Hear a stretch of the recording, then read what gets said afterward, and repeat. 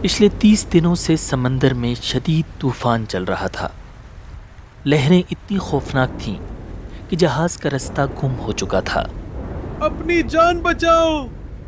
اس جہاز پر حضرت تمیم داری اور ان کے 30 ساتھی سوار تھے۔ سب کے دل خوف سے کانپ رہے تھے۔ کھینچو! جلدی کرو! اور وہ مسلسل اللہ تعالیٰ سے بچنے کی دعا مانگ رہے تھے۔ ہمیں ہی بچا لے۔ اچانک انہیں لگا کہ جیسے ان کی دعا قبول ہو گئی ہو۔ دور اندھیرے میں ایک جزیرہ نظر آنے لگا۔ دیکھو، جزیرہ! ہم بچ گئے۔ جہاز تیزی سے اس جزیرے کی طرف بڑھنے لگا کہ جیسے کوئی طاقت اسے اپنی طرف کھینچ رہی ہو۔ سب لوگ بہت خوش تھے کہ طوفان سے بچ گئے، مگر انہیں اندازہ نہیں تھا کہ اس جزیرے پر ان کے ساتھ جو ہونے والا ہے وہ طوفان سے کہیں زیادہ خوفناک ہوگا۔ جہاز جزیرے کے ساحل پر پہنچ کر رک گیا۔ سب لوگ اترے اور چلنے لگے۔ تھوڑا ہی آگے بڑھے تھے کہ سامنے ایک عجیب و غریب خوفناک مخلوق دکھائی دی۔ اس کا پورا جسم اور چہرہ بالوں سے ڈھکا ہوا تھا۔ وہ آہستہ آہستہ ان کی طرف بڑھ رہی تھی۔ سب لوگ سہم کر رک گئے۔ وہ مخلوق بالکل سامنے آ کر کھڑی ہو گئی اور گھورنے لگی۔ کسی نے کانپتی آواز میں پوچھا، تو کیا چیز ہے؟ اس نے کہا، میں جساسا ہوں۔ انہوں نے پوچھا، جساسا کیا ہے؟ تم سب گرجا گھر چلو، وہاں ایک شخص تمہارا انتظار کر رہا ہے۔ اب وہ سب خوف اور حیرت کے عالم میں اس کے پیچھے چل پڑے۔ جب وہ گرجا میں داخل ہوئے تو ان کے سامنے ایسا خوفناک منظر تھا کہ سب کے قدم وہیں جم گئے۔ ان کے سامنے ایک بہت ہی بڑا اور خطرناک انسان زنجیروں میں جکڑا ہوا تھا۔ اس کے ہاتھ گردن سے بندھے ہوئے تھے۔ اس کی آنکھیں انگاروں کی طرح سرخ تھیں۔ وہ سب کو گھور رہا تھا۔ حضرت تمیم داری رضی اللہ تعالی عنہ نے ہمت کر کے پوچھا، تم کون ہو؟ پہلے تم بتاؤ کہ تم کون ہو۔ انہوں نے طوفان میں بھٹکنے اور یہاں تک پہنچنے کی پوری کہانی سنا دی۔ تب اس نے عجیب و غریب سوالات شروع کر دیے۔ اس نے کہا، مجھے بیسان کے کھجور کے درختوں کے بارے میں بتاؤ، کیا وہ پھل دیتے ہیں؟ ہاں، دیتے ہیں۔ قریب ہے کہ وہ پھل دینا بند کر دیں گے۔ بحیرہ تبریہ کے بارے میں بتاؤ، کیا اس میں پانی ہے؟ ہاں، بہت پانی ہے۔ جلد ہی اس کا پانی ختم ہو جائے گا۔ شام کے علاقے میں زغر کے چشمے کا کیا حال ہے؟ کیا اس میں پانی ہے؟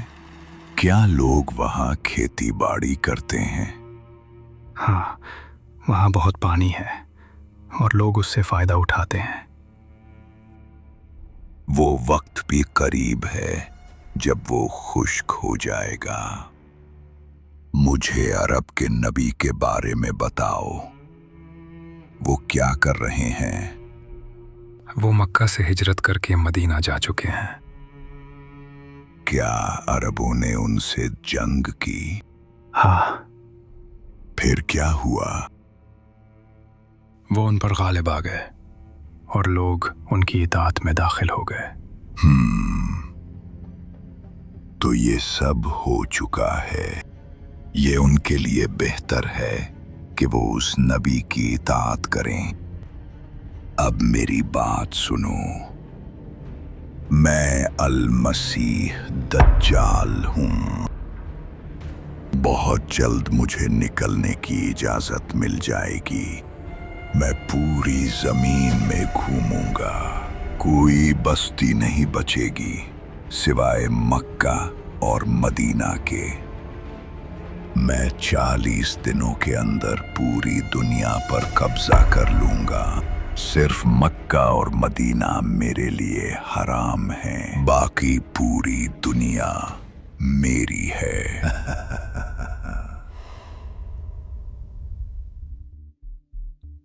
इस वाक़े के बाद हज़रत तमीम दारी फ़ौरन नबी अकरम सल्लल्लाहु अलैहि वसल्लम की खिदमत में हाजिर हुए और जजीरे पर पेश आने वाला पूरा वाक़या बयान किया।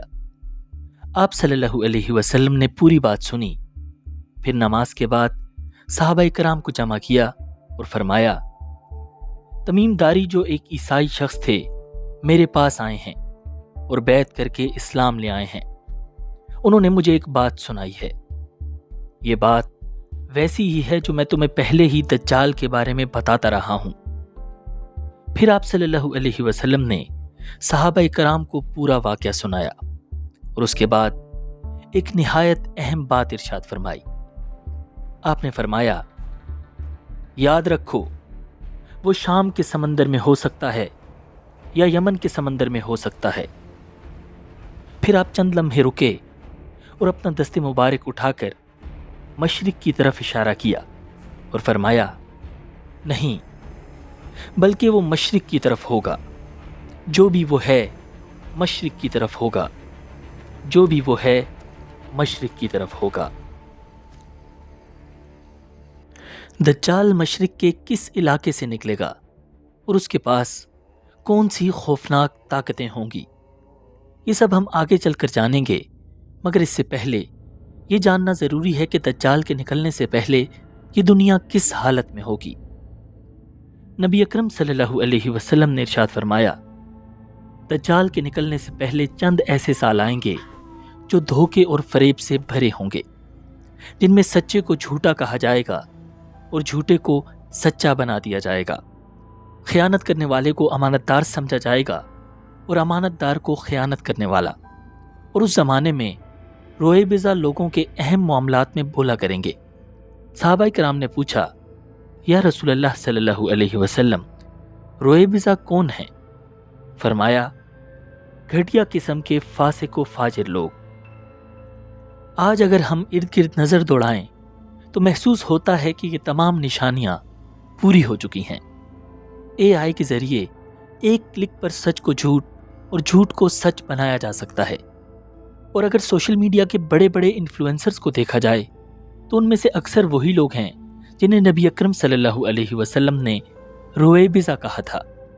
इसका मतलब है कि अब दज्जाल के ज़ुहूर का वक्त बहुत करीब आ चुका है।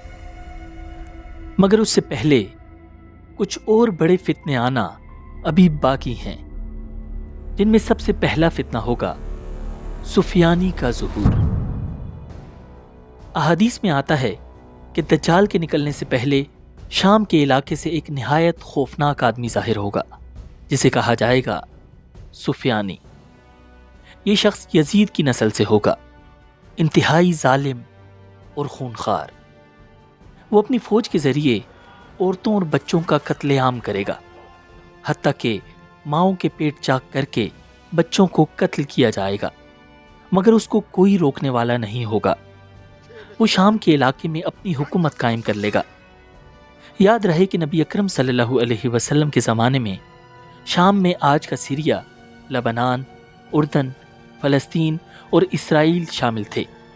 यानी इन सब इलाकों में उसकी हुकूमत कायम हो जाएगी।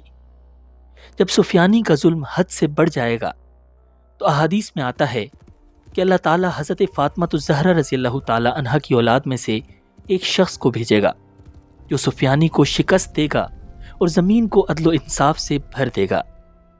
रसूलुल्लाह सल्लल्लाहु अलैहि वसल्लम ने फरमाया, उसका नाम मेरे नाम पर होगा और उसके वालिद का नाम मेरे वालिद के नाम पर होगा, यानी वो होंगे मोहम्मद बिन अब्दुल्ला, और उन्हीं को कहा जाएगा इमाम मेहदी अलैहिस्सलाम। उधर शाम पहले ही फितनों की आग में चल रहा होगा और इसी दौरान अरब में एक और बहुत बड़ा फितना खड़ा हो जाएगा। नबी अकरम सल्लल्लाहु अलैहि वसल्लम ने इरशाद फरमाया, अरब में एक खलीफा की मौत के बाद शदीद इख्तिलाफ पैदा होगा और कबाइल आपस में लड़ पड़ेंगे।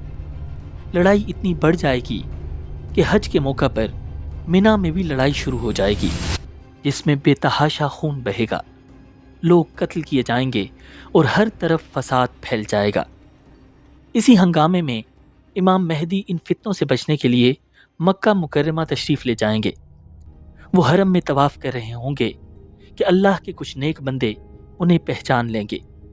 وہ فوراً ان سے عرض کریں گے، آپ ہی وہ شخصیت ہیں جن کا وعدہ کیا گیا ہے، آپ ہی اس امت کی آخری امید ہیں، آئیے ہم آپ کے ہاتھ پر بیعت کریں۔ امام مہدی انکار کر دیں گے اور نرمی سے کہیں گے، نہیں، میں اس کے لائق نہیں ہوں، یہ ذمہ داری میرے بس کی بات نہیں، کسی اور کو تلاش کرو۔ امام مہدی کے منع کرنے کے باوجود وہ لوگ اصرار کرتے رہیں گے۔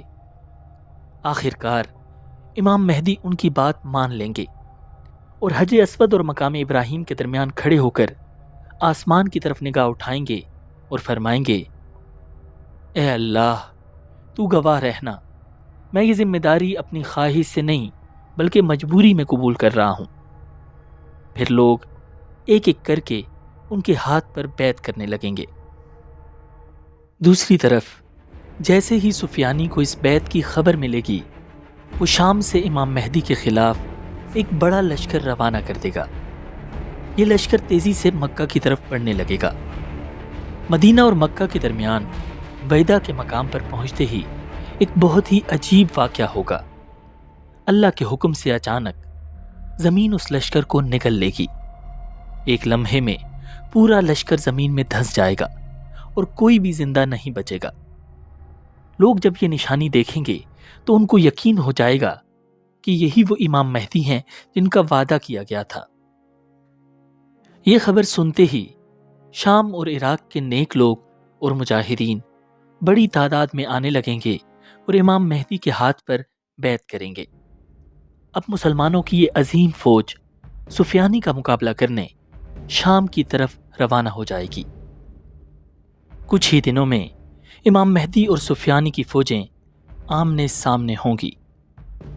فضا میں عجیب سا سناٹا ہوگا، دل دھڑک رہے ہوں گے اور پھر جنگ کا آغاز ہو جائے گا۔ دیکھتے ہی دیکھتے میدان جنگ لاشوں سے بھر جائے گا۔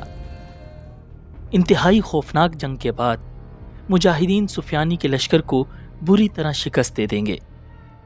سفیانی جان بچا کر بھاگنے کی کوشش کرے گا مگر بچ نہیں سکے گا۔ روایات میں آتا ہے کہ امام مہدی سفیانی کو بحیرہ تبریہ کے قریب پکڑ لیں گے اور وہیں اس کا خاتمہ کر دیں گے۔ یہ وہی جھیل ہے جس کے بارے میں دجال نے حضرت تمیم داری سے سوال کیا تھا۔ یہ علاقہ فلسطین میں واقع ہے اور اس وقت اسرائیل کے قبضے میں ہے۔ سفیانی کے ختم ہوتے ہی ظلم کا ایک دور تو ختم ہو جائے گا مگر اس کے ساتھ ہی اس سے کہیں زیادہ بڑے اور خوفناک فتنوں کا آغاز ہو جائے گا۔ اب امام مہدی دمشق کے قریب قوطہ کے مقام پر مسلمانوں کا ہیڈ کوارٹر قائم کریں گے اور یہیں سے اب آنے والی جنگوں کی اسٹریٹجی بنے گی، کیونکہ اس کے بعد ہوگی انسانی تاریخ کی سب سے بڑی جنگ، الملحمۃ الکبریٰ، یعنی ورلڈ وار 3۔ یہ ایک ایسی جنگ ہے جس کی پیشن گوئی یہودیوں اور عیسائیوں کی کتابوں میں بھی ملتی ہے اور وہ اسے کہتے ہیں آرمیگیڈن۔ یہ جنگ کتنی خوفناک ہوگی اس کا اندازہ اس بات سے لگائیں کہ احادیث میں آتا ہے اگر کسی باپ کے 100 بیٹے ہوں گے تو 99 اس جنگ میں مارے جائیں گے۔ روایات میں یہ بھی آتا ہے کہ اگر کوئی پرندہ بھی میدان جنگ کے قریب سے گزرے گا تو وہ گر کر مر جائے گا، کیونکہ ہوا بھی زہریلی ہو چکی ہوگی۔ اس سے پتہ چلتا ہے کہ اس جنگ میں ایسے خوفناک ہتھیار استعمال ہوں گے جو پورے انوائرمنٹ کو تباہ کر دیں گے۔ اب آپ سوچ رہے ہوں گے کہ آخر اتنی بڑی جنگ کس کے خلاف ہوگی؟ احادیث میں صاف لفظوں میں آتا ہے کہ یہ جنگ ہوگی رومیوں کے خلاف۔ نبی اکرم صلی اللہ علیہ وسلم کے زمانے میں رومن امپائر ایک بڑی عیسائی سلطنت تھی جس کا مرکز قسطنطنیہ تھا۔ یعنی آج کا استنبول۔ رومن امپائر یورپ سے لے کر مصر اور شمالی افریقہ تک پھیلی ہوئی تھی، مگر آج وہ رومن امپائر اپنی پرانی شکل میں موجود نہیں، بلکہ آج تو روم اٹلی کے ایک چھوٹے سے شہر کا نام ہے۔ تو کیا یہ جنگ اسی شہر کے خلاف ہوگی؟ نہیں۔ اگر آپ غور کریں تو آج انگلینڈ، جرمنی، فرانس، بلکہ پورا یورپ، اس کے علاوہ امریکہ اور کینیڈا جیسی بڑی طاقتوں کا بھی وہی مذہب ہے جو رومنز کا تھا، یعنی عیسائیت۔ ان کے لاز، ان کا سسٹم اور ان کی سوچ آج بھی رومن امپائر سے جڑی ہوئی ہے، جس کا مطلب ہے الملحمۃ الکبریٰ میں امام مہدی کی جنگ انہی بڑی بڑی طاقتوں کے خلاف ہوگی۔ نبی اکرم صلی اللہ علیہ وسلم نے ارشاد فرمایا، اس جنگ میں دشمن کی فوج کے 80 جھنڈے ہوں گے اور ہر جھنڈے کے نیچے 12,000 فوجی ہوں گے، یعنی امام مہدی کے خلاف 80 ممالک کا ایک گرینڈ الائنس بنے گا، جس کی آرمی کی تعداد ہوگی 9,60,000۔ یہ جنگ اچانک شروع نہیں ہوگی، بلکہ نبی اکرم صلی اللہ علیہ وسلم نے فرمایا کہ اس سے پہلے مسلمان رومیوں کے ساتھ ایک امن کا معاہدہ کریں گے، پھر مسلمان اور رومی مل کر اپنے پیچھے ایک مشترکہ دشمن سے جنگ کریں گے۔ وہ جنگ جیت لی جائے گی اور بہت سا مال غنیمت حاصل ہوگا۔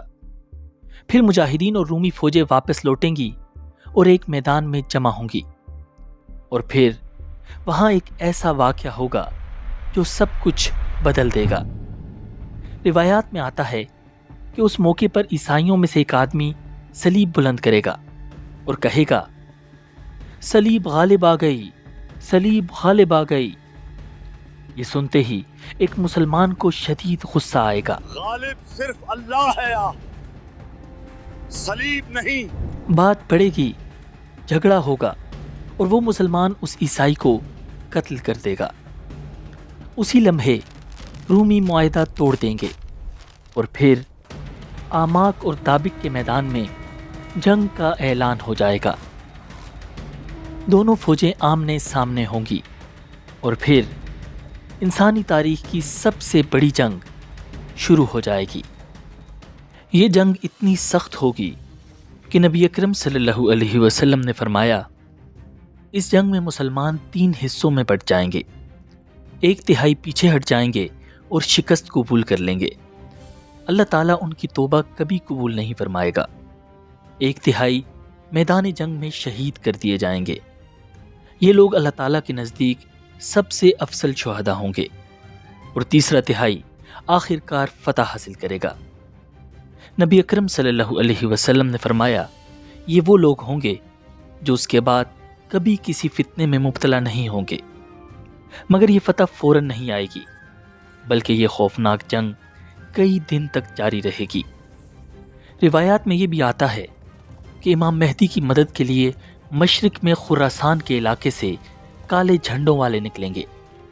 حضور صلی اللہ علیہ وسلم کے زمانے میں خراسان کا علاقہ کافی وسیع تھا، اس میں آج کا ایران، افغانستان، ترکمانستان اور ازبیکستان کے کچھ حصے شامل تھے۔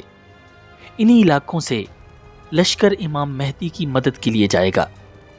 حضور صلی اللہ علیہ وسلم نے فرمایا کہ جب تم دیکھو کالے جھنڈے خراسان کی طرف سے آئے ہیں تو ان میں ضرور شامل ہو جانا۔ جنگ اپنے عروج پر ہوگی۔ امام مہدی کی طرف سے لڑائی کے لیے مجاہدین کے خاص دستے بھیجے جائیں گے۔ یہ وہ لوگ ہوں گے جو موت کی شرط پر نکلیں گے۔ پہلے دن مسلسل جنگ ہوتی رہے گی اور شام ہونے تک مجاہدین کا یہ موت کا دستہ شہید ہو جائے گا۔ اگلے دن پھر موت کے دستے بھیجے جائیں گے، لیکن وہ بھی دن کے آخر تک شہید ہو جائیں گے۔ تیسرے دن بھی ایسا ہی ہوگا۔ دن بدن مسلمانوں کی تعداد کم ہوتی جائے گی۔ پھر چوتھے دن مسلمان ایک انتہائی اہم فیصلہ کریں گے۔ ہم سب کو مل کر حملہ کرنا چاہیے۔ اور پوری مسلمان فوج مل کر کفار پر حملہ کر دے گی۔ اس دن شدید ترین لڑائی ہوگی، ایسی لڑائی جو اس سے پہلے آج تک کبھی نہیں ہوئی۔ اور پھر اللہ تعالیٰ مسلمانوں کو فتح عطا کر دے گا۔ رومی فوج کو شکست دینے کے بعد مسلمانوں کا اگلا ٹارگٹ ہوگا رومنز کا ہیڈ کوارٹر قسطنطنیہ، یعنی آج کا استنبول۔ یہ دجال کے نکلنے سے پہلے مسلمانوں کا آخری مارکا ہوگا۔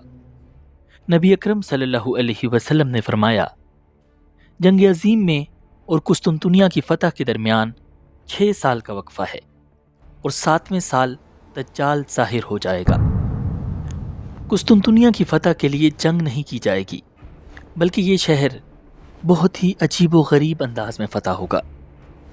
حضور صلی اللہ علیہ وسلم نے ارشاد فرمایا کہ مسلمان جب قسطنطنیہ شہر کے قریب پہنچیں گے تو نہ تلوار چلائیں گے، نہ تیر برسائیں گے، بلکہ نعرے تکبیر بلند کریں گے۔ اچانک شہر کی ایک سائڈ کی دیوار گر جائے گی، پھر دوبارہ نعرہ تکبیر بلند ہوگا، اور قسطنطنیہ کا دوسرا کنارہ بھی ڈھیر ہو جائے گا۔ تیسری بار جب اللہ کا نام لیا جائے گا تو شہر کا دروازہ خود بخود کھل جائے گا، اور مسلمان اللہ کی مدد سے بغیر جنگ کیے شہر میں داخل ہو جائیں گے۔ وہاں بہت سا مال غنیمت ہوگا۔ روایات میں آتا ہے کہ مجاہدین اپنے ہتھیار زیتون کے درختوں پر لٹکا دیں گے، فضا میں سکون ہوگا اور لوگ شکر ادا کر رہے ہوں گے، مگر اسی لمحے ایک خوفناک آواز سنائی دے گی، دجال نکل آیا ہے، وہ تمہارے گھروں تک پہنچ چکا ہے۔ لوگ کہیں گے، یہ چیخ کر آواز دینے والا کون ہے؟ کسی کو پتہ نہیں چلے گا کہ وہ آواز کس نے دی ہے۔ پھر لوگ کہیں گے، جاسوس جماعت کو بھیجو تاکہ سچائی کا پتہ چلے۔ پھر مجاہدین میں سے 10 جاسوس گھڑ سواروں کو یہ خبر کنفرم کرنے کے لیے مقام لد کی طرف بھیج دیا جائے گا۔ لد فلسطین میں واقع ہے، اور وہاں پر آج کل اسرائیل کا قبضہ ہے۔ یہ وہی علاقہ ہے جہاں پر حضرت عیسیٰ علیہ السلام دجال کو قتل کریں گے۔ نبی اکرم صلی اللہ علیہ وسلم نے فرمایا، میں ان گھڑ سواروں کے اور ان کے باپوں کے نام اور ان کے گھوڑوں کے رنگ بھی پہچانتا ہوں، اور وہ اس وقت روئے زمین پر بہترین گھڑ سوار ہوں گے۔ جب وہ وہاں پہنچیں گے تو انہیں پتہ چلے گا کہ وہ خبر تو جھوٹی تھی۔ حضور نے فرمایا، وہ آواز دینے والا اصل میں شیطان ہوگا۔ پھر جب وہ 10 جاسوس واپس دمشق پہنچیں گے تو حقیقت میں دجال کا ظہور ہو جائے گا، اور یوں تاریخ کے سب سے عظیم اور خوفناک فتنے کا آغاز ہو جائے گا۔ نبی اکرم صلی اللہ علیہ وسلم نے فرمایا، دجال مشرق کی ایک سرزمین سے نکلے گا جس کا نام ہے خراسان۔ خراسان وہی سرزمین ہے جہاں سے امام مہدی کی مدد کے لیے کالے جھنڈوں والا لشکر جائے گا۔ اس لشکر کے بارے میں تو کنفرم نہیں کہ وہ خراسان کے کس علاقے سے نکلے گا، مگر دجال کے بارے میں نبی اکرم صلی اللہ علیہ وسلم نے ایگزیکٹ لوکیشن بھی بیان کر دی۔ آپ صلی اللہ علیہ وسلم نے فرمایا، دجال کا ظہور ہوگا ایران کے شہر اصفہان کی ایک بستی یہودیہ سے۔ اصفہان کے 70,000 یہودی دجال کے ساتھ ہوں گے۔ ان سب نے خاص قسم کی چادریں لی ہوں گی اور اپنے چہرے ڈھانپے ہوں گے۔ حضور نے فرمایا کہ دجال خود ایک جوان آدمی ہوگا جس کے بال گھنگریالے ہوں گے اور وہ ایک آنکھ سے کانا ہوگا۔ اس کی پیشانی پر دونوں آنکھوں کے درمیان لکھا ہوگا کا-فا-را۔ ہر مومن چاہے وہ پڑھا لکھا ہو یا ان پڑھ اسے پڑھ لے گا۔ دجال صرف 40 دن اس دنیا میں رہے گا، مگر یہ دن کوئی عام دن نہیں ہوں گے۔ حضور نے فرمایا کہ ان میں پہلا دن 1 سال کے برابر ہوگا، دوسرا دن 1 مہینے کے برابر، تیسرا دن 1 ہفتے کے برابر، اور باقی دن عام دنوں کی طرح ہوں گے۔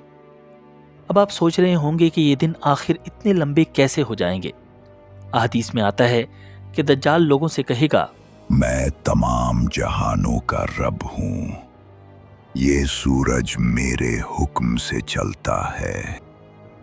کیا تم چاہتے ہو کہ میں اسے روک دوں؟ لوگ کہیں گے ہاں. وہ کہے گا رک جا. اللہ کے حکم سے سورج اور زمین کی گردش رک جائے گی، یہاں تک کہ ایک دن ایک سال، دوسرا دن مہینے اور تیسرا دن ہفتے کے برابر ہو جائے گا. پھر وہ کہے گا کیا تم چاہتے ہو کہ میں اسے چلا دوں؟ تو لوگ کہیں گے ہاں. پھر دن عام دنوں کی طرح ہو جائیں گے. دجال کے پاس انتہائی خوفناک طاقتیں ہوں گی جو انسان کو دھوکے میں ڈال دیں گی. احادیث میں آتا ہے کہ ایک مرتبہ اس کے پاس ایک عورت آئے گی اور کہے گی اے رب میرے بیٹے اور میرے شوہر کو زندہ کر دے. وہ حکم دے گا اور شیاطین فوراً اس کے بیٹے اور شوہر کی شکل میں آ جائیں گے. اسی طرح دجال کے پاس کچھ دیہاتی لوگ آئیں گے اور کہیں گے اے رب ہمارے لیے ہمارے اونٹوں اور بکریوں کو زندہ کر دے. دجال شیاطین کو ان کے اونٹوں اور بکریوں کی شکل میں ان کے حوالے کر دے گا. وہ جانور بالکل ویسے ہی ہوں گے جیسے وہ ان سے جدا ہوئے تھے. اس پر وہ لوگ کہیں گے اگر یہ ہمارا رب نہ ہوتا تو ہمارے مرے ہوئے جانوروں کو زندہ نہ کر پاتا. دجال انتہائی تیزی کے ساتھ زمین کے کونے کونے تک پھیل جائے گا. جو قوم بھی اس پر ایمان لائے گی وہ ان کی زندگی آسان کر دے گا. وہ آسمان کو حکم دے گا تو بارش ہونے لگے گی، زمین کو حکم دے گا تو فصلیں اگ جائیں گی. وہ ایک بنجر زمین سے گزرے گا اور اسے حکم دے گا کہ اپنے خزانے نکال. زمین اپنے تمام خزانے نکال دے گی اور وہ اس کے پیچھے ایسے چلیں گے جیسے شہد کی مکھیاں. اور جو قوم بھی اس کا انکار کرے گی دجال انہیں انتہائی خطرناک قحط کا شکار کر دے گا. ان پر بارشیں بند ہو جائیں گی، زمین بنجر ہو جائے گی، ان کے سارے جانور قحط کی وجہ سے مر جائیں گے. اسی خوفناک صورتحال سے بچنے کے لیے لوگ اس پر ایمان لے آئیں گے اور اسے اپنا رب مان لیں گے. احادیث میں آتا ہے کہ دجال ایک عجیب و غریب گدھے کی سواری کرے گا جو انتہائی تیز رفتار ہوگا. وہ ہوا میں ایسے اڑے گا جیسے کوئی بادل ہوا میں تیرتا ہے. اس گدھے کے دونوں کانوں کے درمیان 40 گز کا فاصلہ ہوگا اور اس کا ایک قدم 3 دن کے سفر کے برابر ہوگا. اب یہ گدھا کوئی اصل کا جانور ہوگا یا نبی اکرم صلی اللہ علیہ وسلم کا اشارہ ماڈرن جہازوں کی طرف ہے، یہ تو آنے والا وقت ہی بتائے گا. مگر احادیث میں آتا ہے کہ اس دنیا میں کوئی ایسا شہر نہیں ہوگا جہاں دجال نہ پہنچے سوائے 2 شہروں کے، مکہ معظمہ اور مدینہ منورہ. حضور صلی اللہ علیہ وسلم نے فرمایا ان دونوں شہروں کے ہر راستے پر فرشتے کھڑے ہوں گے. نہ دجال اور نہ ہی اس کا کوئی ساتھی ان میں داخل ہو سکے گا. دجال مدینہ کے قریب ایک کھاری اور بنجر زمین تک پہنچ جائے گا. اس وقت مدینہ کی زمین میں 3 خوفناک زلزلے آئیں گے اور جو بھی کافر یا منافق ہوگا اللہ تعالیٰ اسے مدینہ سے باہر نکال دے گا. اسی دوران ایک بہت عجیب واقعہ ہوگا. احادیث میں آتا ہے کہ مومنوں میں سے ایک شخص مدینہ سے نکل کر دجال کی طرف بڑھے گا. رستے میں دجال کے محافظ اسے روک کر پوچھیں گے کہاں جا رہے ہو؟ وہ مومن پرسکون لہجے میں کہے گا میں اس شخص کی طرف جا رہا ہوں جو ابھی ظاہر ہوا ہے. وہ محافظ چونک جائیں گے، کہیں گے کیا تم ہمارے رب پر ایمان نہیں رکھتے؟ وہ مومن کہے گا ہمارے رب کے بارے میں کوئی بات چھپی ہوئی نہیں. اب وہ غصے میں آ جائیں گے، کہیں گے اسے قتل کر دو. پھر اچانک ایک دوسرے کو یاد دلائیں گے نہیں، ہمارے رب نے ہمیں منع کیا تھا کہ اس کے سامنے پیش کرنے سے پہلے کسی کو قتل نہ کریں. اب وہ اسے پکڑ کر دجال کے سامنے لے جائیں گے. جیسے ہی وہ مومن دجال کو دیکھے گا اس کی آواز بلند ہو جائے گی. وہ پکار کر کہے گا لوگو یہ وہی دجال ہے جس کا ذکر رسول اللہ صلی اللہ علیہ وسلم نے فرمایا تھا. یہ سنتے ہی دجال کا چہرہ بدل جائے گا. وہ حکم دے گا اسے پکڑو. اس کے جسم کو کھینچ کر باندھ دیا جائے گا۔ پھر دجال کہے گا اس کا سر اور منہ توڑ دو۔ وہ لوگ اسے بہت ماریں گے۔ پھر دجال اس سے پوچھے گا کیا اب بھی مجھ پر ایمان نہیں لاتے؟ وہ مومن جواب دے گا تو جھوٹا مسیح ہے۔ اس پر دجال کا غصہ بڑھ جائے گا۔ وہ حکم دے گا اسے چیر دو۔ اس کے سر کے درمیان سے آری چلائی جائے گی اور جسم 2 حصوں میں کاٹ دیا جائے گا۔ پھر دجال ان دونوں ٹکڑوں کے درمیان چلے گا اور کہے گا کھڑے ہو جاؤ۔ اللہ کے حکم سے وہ شخص دوبارہ زندہ ہو کر کھڑا ہو جائے گا۔ پھر دجال اس سے پوچھے گا اب بتاؤ کیا مجھ پر ایمان لاتے ہو؟ وہ مومن کہے گا اب تو تمہارے بارے میں میرا یقین اور بھی بڑھ گیا ہے۔ پھر وہ زور سے کہے گا لوگو میرے بعد یہ دجال کسی کے ساتھ ایسا نہیں کر سکے گا۔ یہ سن کر دجال اسے دوبارہ قتل کرنا چاہے گا اور اسے ذبح کرنے کے لیے بڑھے گا، مگر اللہ کے حکم سے اس کی گردن تانبے کی بن جائے گی۔ دجال جتنا زور لگائے گا وہ اسے قتل نہیں کر سکے گا۔ آخر کار وہ غصے میں آ کر اسے اپنی آگ میں ڈلوا دے گا۔ لوگ سمجھیں گے کہ دجال نے اسے آگ میں پھینک دیا ہے، مگر حقیقت یہ ہوگی کہ وہ شخص اللہ کی طرف سے جنت میں داخل ہو چکا ہوگا۔ حضور صلی اللہ علیہ وسلم نے فرمایا یہ شخص شہادت میں رب العالمین کے سامنے سب لوگوں سے بڑا ہے۔ احادیث میں آتا ہے کہ دجال لوگوں کے سامنے جنت اور جہنم لائے گا۔ اس کے ساتھ دہکتی ہوئی آگ ہوگی، پانی کی نہریں ہوں گی اور رزق کے پہاڑ ہوں گے۔ نبی اکرم صلی اللہ علیہ وسلم نے ارشاد فرمایا جس چیز کو وہ جنت کہے گا وہ اصل میں جہنم ہوگی، اور جو اس کی آگ ہوگی اصل میں وہ ٹھنڈا اور میٹھا پانی ہوگا۔ اگر تم میں سے کوئی اس کا زمانہ پائے تو اس آگ میں گر جانا، کیونکہ وہی اصل نجات ہوگی۔ دجال کا فتنہ اتنا خطرناک ہوگا کہ کوئی انسان اس کا مقابلہ نہیں کر پائے گا۔ پوری دنیا پر دجال کا مکمل کنٹرول ہو جائے گا۔ بالآخر اللہ تعالیٰ کی طرف سے اس فتنے کے خاتمے کا فیصلہ کر دیا جائے گا اور حضرت عیسیٰ علیہ السلام کو آسمان سے نازل کر دیا جائے گا۔ احادیث کے مطابق حضرت عیسیٰ علیہ السلام دمشق کی جامع مسجد کے مشرقی سفید مینار پر نازل ہوں گے۔ آپ نے ہلکے زرد رنگ کے 2 کپڑے پہن رکھے ہوں گے اور اپنے ہاتھ 2 فرشتوں کے پروں پر رکھے ہوئے ہوں گے۔ جب حضرت عیسیٰ علیہ السلام اپنا سر اٹھائیں گے تو موتیوں کی طرح چمکتے ہوئے قطرے گریں گے۔ یہ جمعے کا دن ہوگا، فجر کی نماز کا وقت ہوگا اور اقامت ہو چکی ہوگی۔ امام مہدی جو ہی جماعت کرانے لگیں گے تو ان کی نظر حضرت عیسیٰ علیہ السلام پر پڑے گی۔ وہ پیچھے ہٹ جائیں گے اور انہیں جماعت کا کہیں گے، مگر حضرت عیسیٰ علیہ السلام فرمائیں گے نماز کی اقامت آپ کے لیے ہوئی ہے، نماز بھی آپ ہی پڑھائیں۔ پھر امام مہدی کی امامت میں حضرت عیسیٰ علیہ السلام نماز پڑھیں گے۔ اس کے بعد حضرت عیسیٰ علیہ السلام دجال کو ٹھکانے لگانے کے لیے نکل کھڑے ہوں گے۔ روایات میں آتا ہے کہ آپ کے سانس سے انتہائی حسین خوشبو آئے گی۔ جس بھی کافر تک آپ کے سانس کی خوشبو پہنچے گی وہ وہیں مر جائے گا۔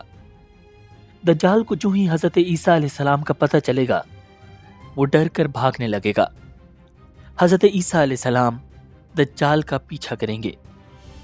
آخر کار وہ اسے اسرائیل کے شہر لد کے مقام پر پکڑ لیں گے اور وہیں اسے قتل کر دیں گے۔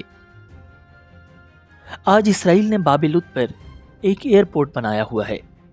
ہو سکتا ہے کہ دجال جہاز کے ذریعے اس ایئرپورٹ سے فرار ہونے کی کوشش میں ہو۔ دجال کے خاتمے کے بعد اس کے جتنے بھی یہودی ساتھی ہوں گے سب کو چن چن کر قتل کیا جائے گا۔ احادیث میں آتا ہے کہ اس دن اگر کسی بھی درخت یا پتھر کے پیچھے یہودی چھپے گا تو وہ درخت اور پتھر کہے گا اے مسلمان، اے اللہ کے بندے، میرے پیچھے یہودی چھپا ہوا ہے، اسے قتل کر دے۔ حضور صلی اللہ علیہ وسلم نے فرمایا کہ ہر درخت یہ بولے گا سوائے غرقد کے درخت کے، کیونکہ غرقد یہودیوں کا درخت ہے۔ پھر اس کے بعد امام مہدی کا انتقال ہو جائے گا۔ روایات میں آتا ہے کہ امام مہدی کل 7 یا 9 سال مسلمانوں کی قیادت کریں گے، جبکہ حضرت عیسیٰ علیہ السلام زمین پر 40 سال قیام کریں گے۔ حضور صلی اللہ علیہ وسلم نے فرمایا کہ حضرت عیسیٰ علیہ السلام صلیب کو توڑ دیں گے اور خنزیر کو قتل کر دیں گے، یعنی عیسائیوں کے سارے غلط عقائد ختم کر دیں گے۔ اللہ تعالیٰ ان کے زمانے میں اسلام کے سوا تمام دینوں کو ختم کر دے گا اور پوری دنیا میں اسلام پھیل جائے گا۔ اس دور میں زمین اپنے سارے خزانے اگل دے گی اور اتنی خوشحالی ہوگی کہ کوئی مال لینے والا باقی نہیں رہے گا۔ اس کے بعد ان کی وفات ہو جائے گی اور مسلمان ان کا جنازہ ادا کریں گے۔ اب ویڈیو کے آخر میں یہ بات واضح طور پر سمجھ لیں کہ یہ تمام واقعات کوئی اندازے یا کہانیاں نہیں، بلکہ یہ وہ سچی خبریں ہیں جو رسول اللہ صلی اللہ علیہ وسلم نے ہمیں پہلے ہی بتا دی ہیں۔ لہٰذا ہمارا ایمان ہے کہ یہ سب واقعات ہو کر رہیں گے، اور جس رفتار سے دنیا کے حالات بدل رہے ہیں اور فتنے عام ہو رہے ہیں، وہ وقت بھی دور نہیں جب دجال کا ظہور ہو جائے گا۔ تو اصل سوال یہ ہے کہ کیا ہمارے پاس اس عظیم فتنے سے بچنے کا کوئی طریقہ ہے؟ جی ہاں، نبی اکرم صلی اللہ علیہ وسلم نے خود ہمیں اس کا طریقہ بتا دیا ہے۔ صحیح مسلم کی روایت ہے، حضور صلی اللہ علیہ وسلم نے ارشاد فرمایا، جس مسلمان نے سورہ کہف کی پہلی 10 آیات حفظ کر لیں، اسے دجال کے فتنے سے محفوظ کر لیا گیا۔ ایک اور حدیث میں آتا ہے، تم میں سے جو کوئی بھی دجال کو دیکھے اس کے سامنے سورہ کہف کی ابتدائی آیات پڑھے۔ لہٰذا ابھی سے اپنی حفاظت کے لیے سورہ کہف کی ابتدائی آیات حفظ کر لیں اور ہر جمعے کو سورہ کہف کی تلاوت کا معمول بنا لیں۔ اگر آپ اسلام کے متعلق آتھینٹک انفارمیشن حاصل کرنا چاہتے ہیں تو ہمارے چینل اسلامک ورلڈ ویو کو سبسکرائب کیجیے، ویڈیو پر زیادہ سے زیادہ لائک اور کامنٹ کیجیے تاکہ یہ علم باقی مسلمانوں تک بھی پہنچ سکے۔ مجھے دیجیے اجازت، اللہ نگہبان۔